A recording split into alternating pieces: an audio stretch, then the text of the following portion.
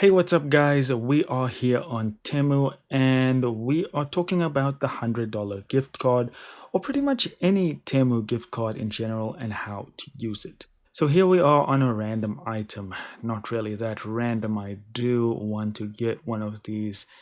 Um, let's go back to the beginning here. Okay, this is better. Here we are on the Temu home screen, right? So I selected this item, select whatever you want, and then go to checkout. Now here we are on checkout, right? And here on the right, you can see enter coupon. Cool. So here you can apply whatever coupons you have, but very important.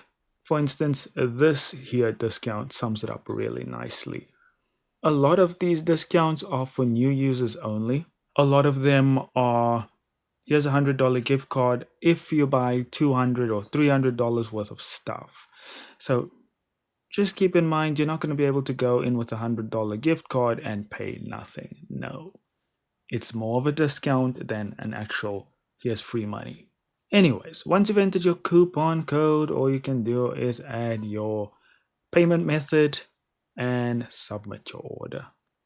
And that's it, guys. It's that easy to use your coupons or your discount coupon code. Do hit like and subscribe if this was helpful, and I'll see you in the next one.